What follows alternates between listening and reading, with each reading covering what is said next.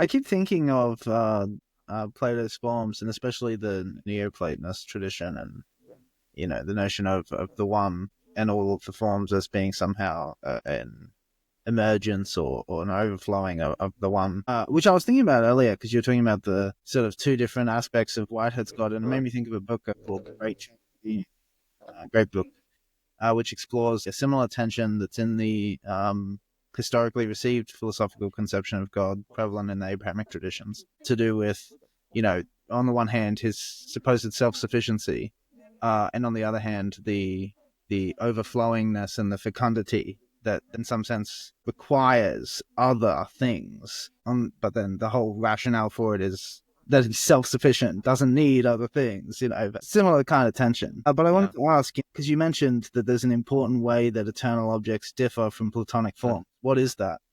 Good. Yeah, so in Plato, his eternal forms, his ideas, eidos, which I think is part of the title of your podcast, they are the preeminent actualities. The physical world, everything that we experience through our senses for Plato, everything that we feel and perceive is a kind of imitation, a mimicry, a sad copy of the reality, the original, which is often some Platonic heaven. Now, to be fair to Plato, we usually talk about Plato's theory of forms, but, Plato wrote, I always say to my students, Plato wrote dialogues, not doctrines. Exactly. And all the best refutations of the idea of ideas are also in Plato's dialogues. Exactly. So it's a compelling idea. There's a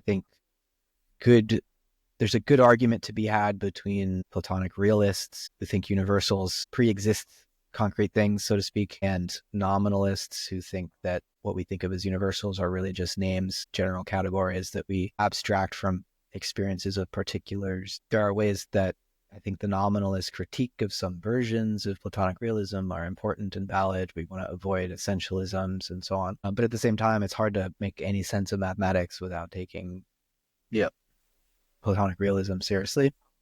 And so because he was a mathematician and because he wanted to provide some justification for knowledge, definite knowledge, which presupposes that we can recognize and identify enduring objects across time, Whitehead needed this aspect of his scheme, this category that he calls eternal objects. But unlike Plato's forms, eternal objects, he says they're deficient in actuality. They're not causes of anything. They don't do anything.